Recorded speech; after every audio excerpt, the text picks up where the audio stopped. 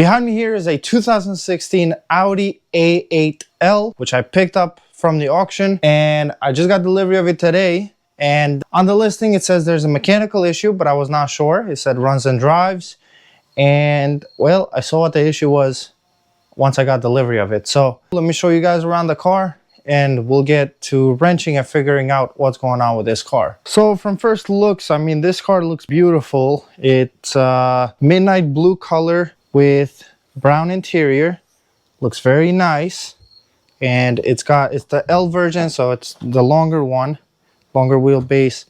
And it is, I mean, it's a beautiful car. This car, brand new, was just under $94,000. I have the window sticker from the car in the glove box. So I just looked at it, it was just under $94,000. Now let's open up the hood and show you what's going on with this car. Okay, let's get the hood open. And it's a 4-liter twin turbo V8. It's got 120,000 miles on it. And well, it's burning oil. That's what the issue is. I'm gonna start it right now. I don't think it's gonna do it at the moment, but it's got a check engine light on. Car starts pretty good, but then right now it's shaking and you can smell straight gasoline from the rear. And it's a little bit of a telltale sign when you see when they're kind of sooty like that. So it smells like straight gasoline on here. And it's got a misfire. And now it's a flashing misfire. So let's turn this off. Okay, so I cleared the codes and the misfire from cylinder 8 is still active. And you can also see, if you look at the live values, you can also see a misfire from cylinder 6 as well. And that's because number 8 and number 6, they fire after each other. So it's 8, 6. Because of that, you'll see a misfire on cylinder 6 as well. And so I think the active issue is with cylinder number 8. But let's take this cover off. Look at this beautiful hot V. I'm gonna try to swap one of the cylinders. I'll probably swap number 8 with another one over here, maybe number 5. So I'll probably swap them and see if the misfire moves. That way I know if we have an issue with the coil or not. We might get lucky with this engine, but we also might not. So let's see. You know, I never looked at this coolant here. Let's make sure the coolant has no oil in it. Coolant looks very clean. Show you guys. Very clean. That's a very good sign.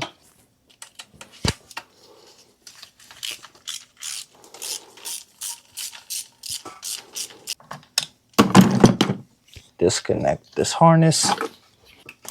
They don't make these easy anymore. There's a lot of stuff in the way.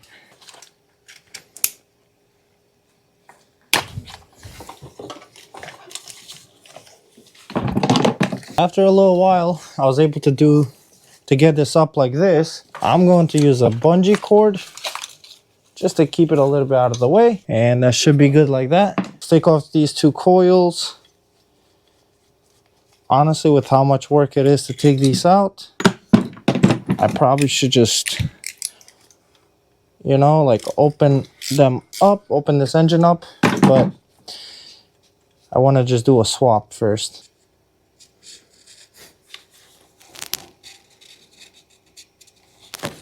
I don't know how well that can be seen. Just coil number 5 looks okay. Coil number 8 looks like the tip inside is crooked. Okay, let's swap these.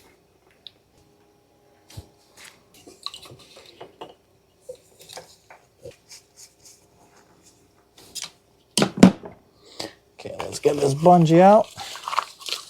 So plugging everything one by one. Okay, I'm just getting these ground wires on here. We'll get all of them plugged up one by one. Okay, so I cleared all of the codes. It's back together here. I'm gonna go ahead and start the car, and then we'll see if our misfire moves. So definitely misfiring right now. EPC light came on. You can definitely hear a misfire here.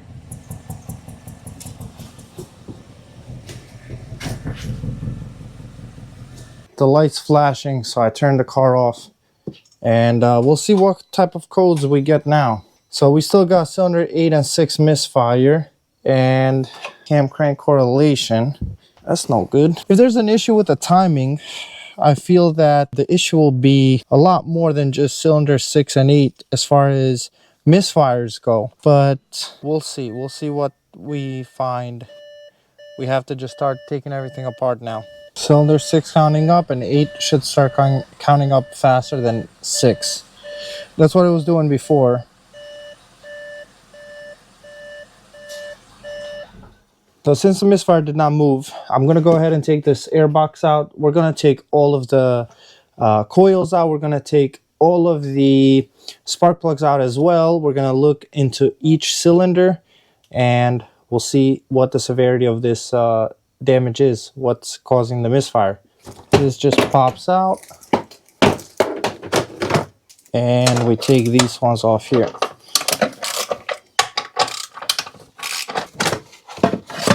I'm gonna put the screws right back in its place so I don't lose them.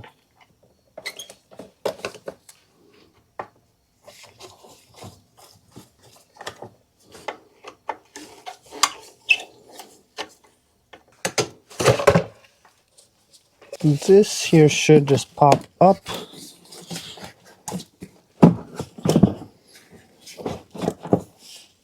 There's a pinch clip right over here that needs to come out for the airbox to come out. So I had to fit my hand from underneath to get that. Or to make it easier on yourself, you could probably go from the fender liner.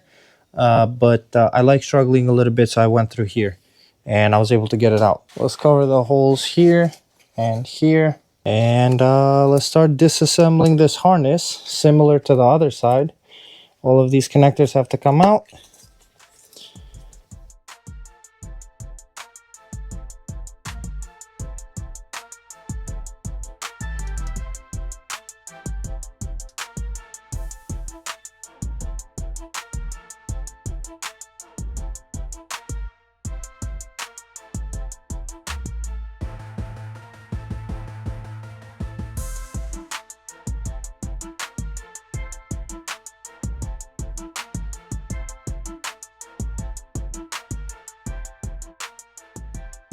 Okay, so I'm going to start labeling these. So this is 1, 2, 3. This is number 4. Because I want to put these in the same place I took them out at. This is number 3.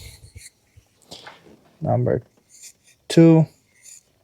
And then number 1. My audio file corrupted there for some reason. So here I'm checking all of the spark plugs starting from number 8, which was the bad side. And I went to 7, 6, 5, 4, 3, 2, 1. And all the spark plugs looked pretty good. Number 8 had some oil in it, but overall the condition of them was pretty good. There was a lot of carbon buildup on the tip of the spark plugs. They looked original. Maybe they have been replaced once before because the car was maintained at the dealer.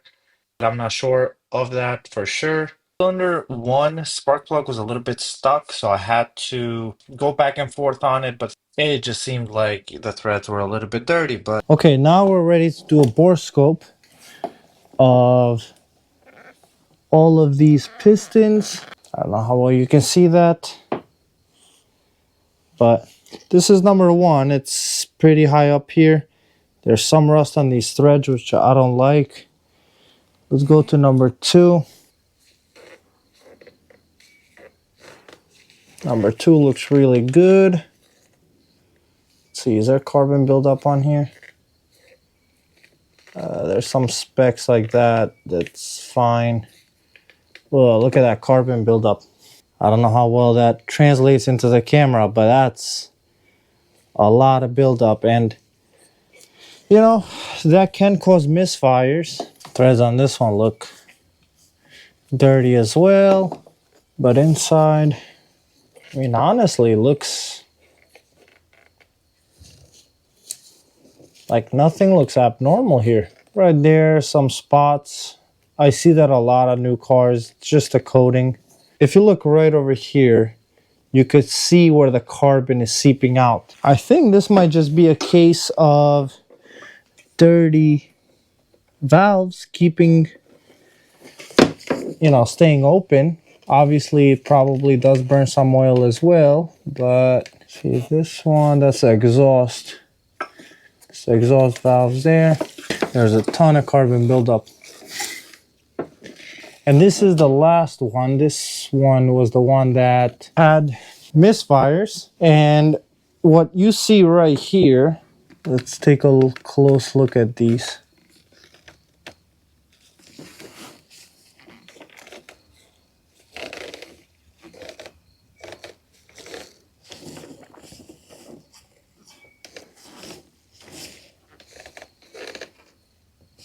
So there's definitely oil right there, probably burning some, but, and this is oil here.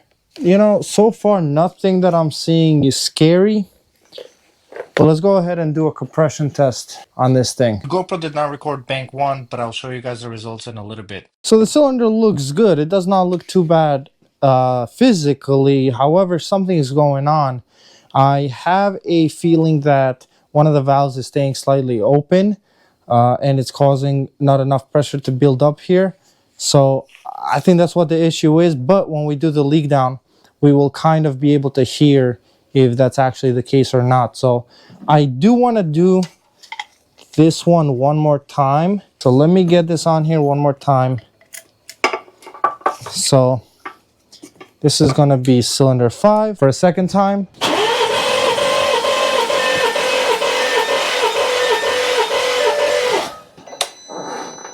Yeah, but we got to about 175, so we'll keep an eye on that one. This is going to be number 6.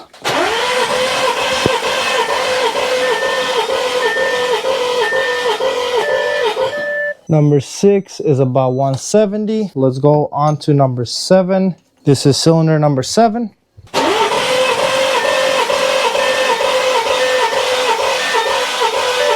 And we got 150, 171 on cylinder number 7. And then this is the moment of truth. This is cylinder 8. This one was the one that is actively misfiring.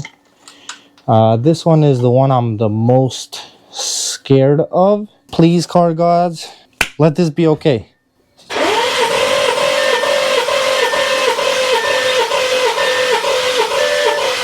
Okay, number 8 is actually 185, 184, 185. So that's not bad. This is what we had. The highest we had was cylinder number 2 at 209. And the lowest we had was cylinder 6 at 170. So this whole bank seems like it's a little bit lower. I'm going to take a look right now in the computer and see what the specification is for what the compression should be. But hopefully we're not too far off. Maybe spraying some solution and cleaning those valves a little bit might take care of this issue. Let's see first what the compression readings should be. Okay, so according to the specifications, we are within the wear limit. So we have code CTGF. That's our engine. And when they are brand new, the compression should be between 145 to 217. And the wear limit, I guess the lowest it can go to is 130. And maximum difference between them is 43. Now, the maximum we had was between 209 and 170. So that's about 39. So we are within specification on these. And I think cleaning the valves a little bit and maybe doing a tune-up, that might actually fix the issue. Now, as far as the oil leak, the rings could be worn out, and I'm going to show you guys what I'm going to do to see if I can fix it. All right, so here's the idea. If you guys did not know, these cars actually have a dipstick thing over here. I just found out today because I did not know. And this goes all the way in there. And this is to check the oil, I guess. But what I'm going to do this is my plan of attack. I'm going to be pouring some of this solution into each cylinder, and I'm going to be rotating the pistons every 6 hours or so. Unfortunately, it's about nighttime right now, so I'm going to probably rotate it in another hour. And this solution, the idea behind this is that if the rings on the piston are seized, this should loosen up the tarnish, and the residue, the carbon, all of that should loosen it up, and the pistons, the seals, I guess, the rings should seal better against the cylinder walls. At least that's the idea. But before we put this on there, I will be running the engine after everything is done. I do want to take out about 1 quart or so of oil. I checked the level before we started doing anything, and the level was full. So we're just going to be taking away about 1 quart, and we're going to be pouring this stuff in there. And then tomorrow I'll be running the engine for about 5 to 10 minutes with the solution that's going to be on there with this stuff, basically acting like a motor flush. And we're going to drain the oil. We're going to put some cheap oil on there initially, run it a little bit, drive it a little bit, and then drain the oil again and put fresh Mobil 1 5W40 with a good filter as well.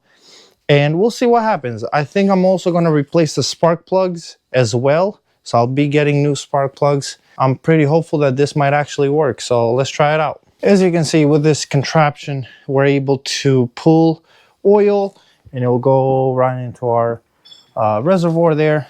So about 1 quart roughly. If it's a little bit less, if I pull a little bit less, that's fine as well. I'm not going to be running this for very long, and then we're going to do an oil change after, so this should be fine. Okay, no science behind this. I'm just going to be pouring a little bit at a time on each cylinder. We're going to let this thing soak on there.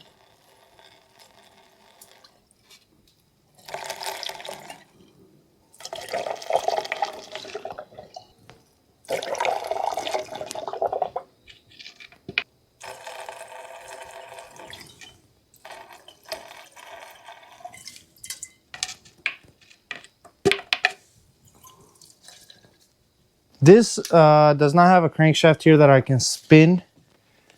The timing on this car is in the back, but I can crank the starter and it will sort of do the same type of idea. So let's take a look to see. We'll let that thing soak in there. So it seems like some of those cylinders are not filled up enough because I want the rings to be fully covered, or the whole top of the piston. So I'll be adding the rest of this. I have another bottle.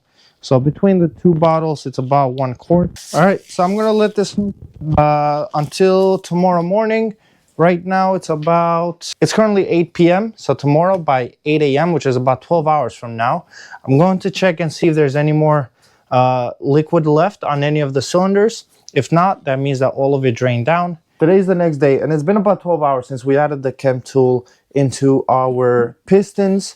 And I'm gonna take a camera now and look inside and see if all of that fluid went away or not. Either way, I have to figure out one way to spin this engine because I want to get those rings working a little bit. Maybe some of the solution will be able to seep a little bit better around those rings on the pistons. So hopefully I'll be able to find a solution for that instead of just spinning the engine, because if there is solution on there and I spin the engine, I crank the starter, basically a lot of that stuff will come out. So we have to be very careful with it, but let's see what we have. Okay, we're going into cylinder number 1 and it's wet and there's still quite a bit of solution on here. Let's see. Overall, it looks like a bunch of the carbon is getting lifted up. So that's a good sign. Over here, this one looks like Most of that fluid is gone. It's got a little bit over there in the corners. This one still has quite a bit.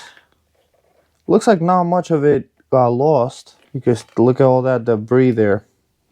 That's all carbon. All of that is carbon. And we'll go into cylinder 4. And basically more of the same. This is going into cylinder 5. And this looks about the same as well. You can see all that carbon buildup on the valves too. Cylinder 6. You can see where it is so much carbon.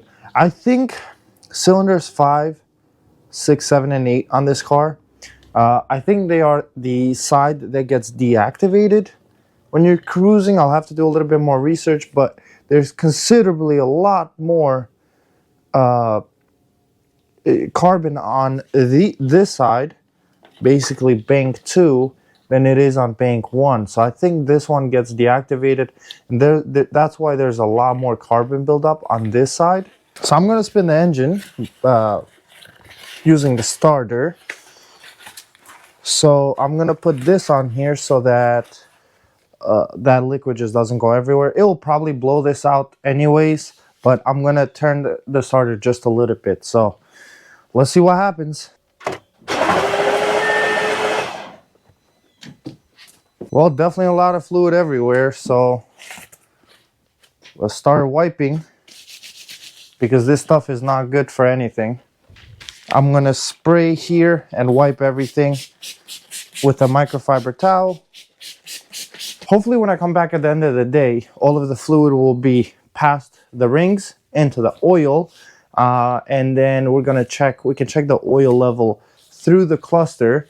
As long as we are in the full range, I want to run the car for about 10 minutes or so, 10-15 minutes. Get it warmed up a little bit, get it to clean through some of this debris that's on here. I will, before I put the spark plugs in, I will put a air hose through there, get some of the debris out through the holes, through the spark plug holes. And if there's any remaining, it should burn off, you know, through the car. But I'm definitely not going to beat on it until the car is fully cleaned up. So we're going to drive it slow for a little while until all of the debris are broken off and out of the exhaust, basically. Because what happens if I do drive it hard, some of that can hit the turbos really fast. And I definitely don't want that because I don't want to damage the turbo impellers. So we got the charger hooked up to it. Let's take the key and let's crank the engine and get all the fluid out of it.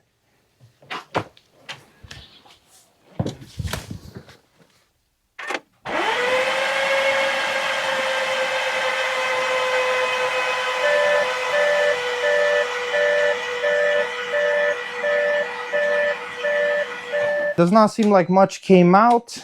Most of it went inside. So now let's check some of these cylinders and see how they look now that the solution sat on there for quite some time. So we'll just check a couple of them.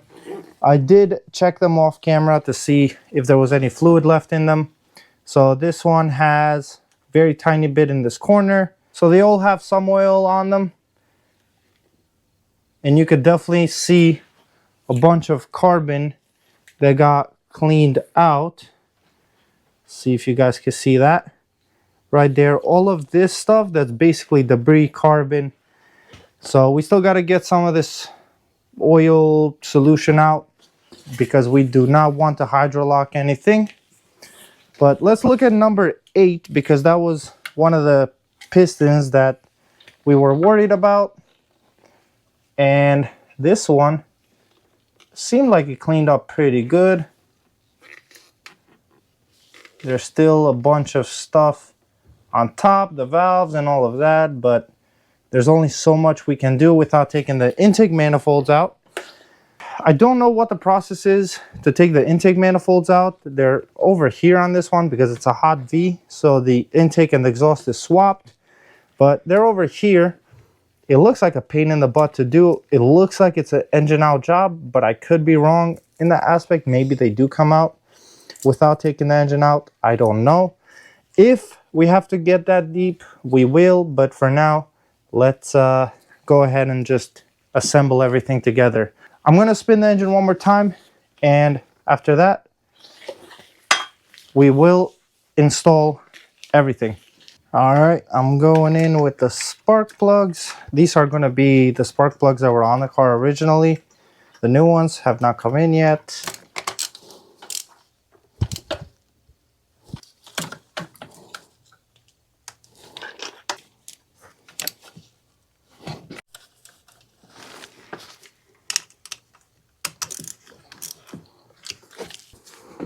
Okay, bank one is done. Everything should be tight.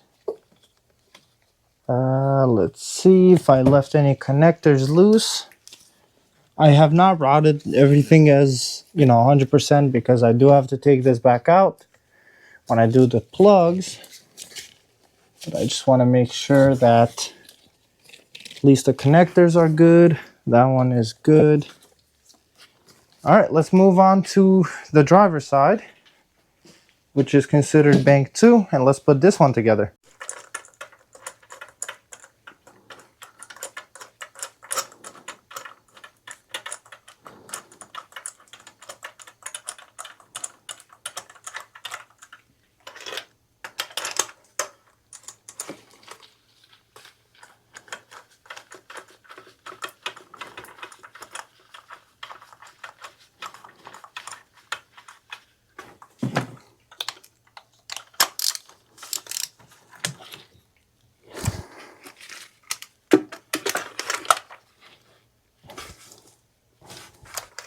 We're doing a hand calibrated torque wrench.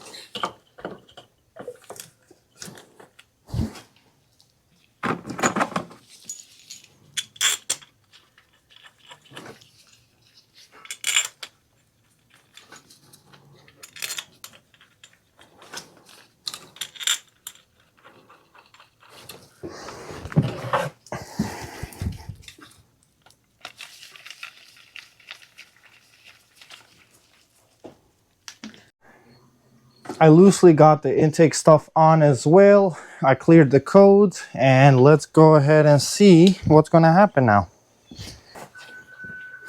All right, let's try it.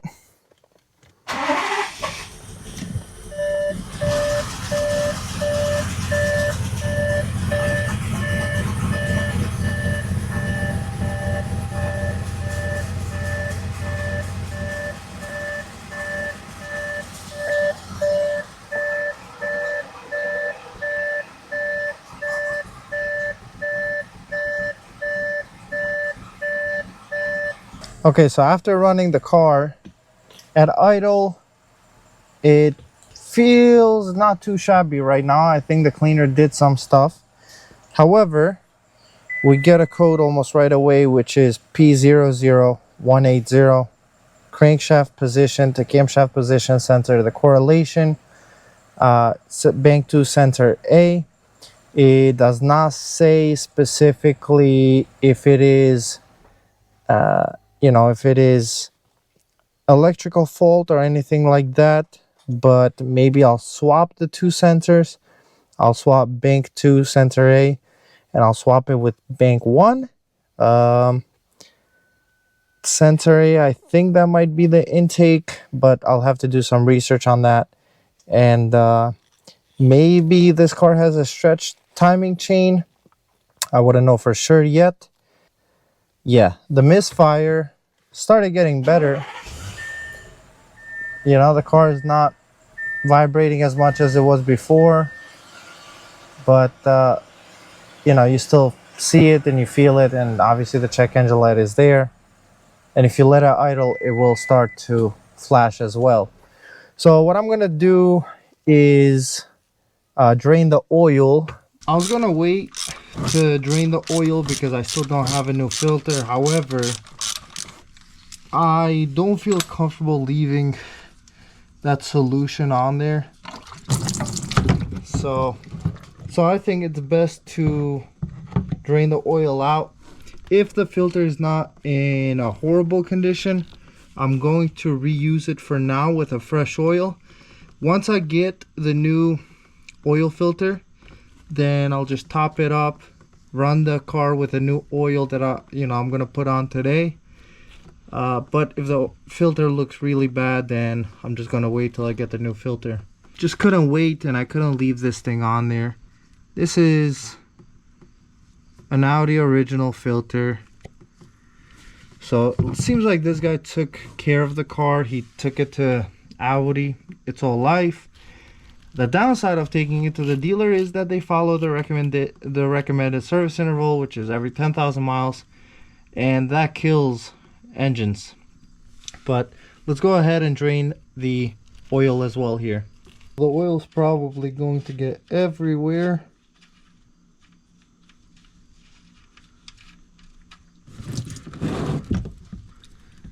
It doesn't look super dirty. Got enough lubricity, but we'll get it drained out. So the filter looks good. I don't see any big metal particles anywhere here, so I feel comfortable enough to run this just until I get the new one.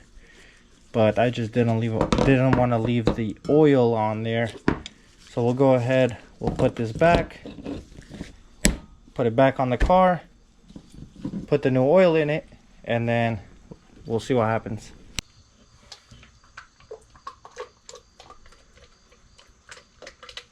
Okay, we got 9.2 quarts. That should be the capacity for this. I'm gonna start the car and we'll see what happens now. All right, let's go ahead and start it.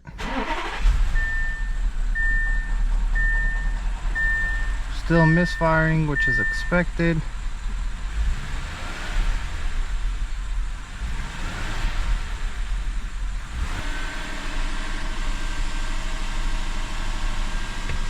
Yeah, so there's still a misfire. We'll see what happens when we get the new filter on there. We're just gonna run it like this a little bit, and I'll probably swap the solenoids as well. That's gonna have to be for a different day because today I don't have any more time, but fingers crossed. If you guys have any ideas as to what this could be, possibly stretch timing, but if you guys have any experience or ideas, leave them down in the comments below. I'd love to hear your feedback. But with that being said, thank you guys for watching, and I'll see you guys on the next video in about a week. Peace.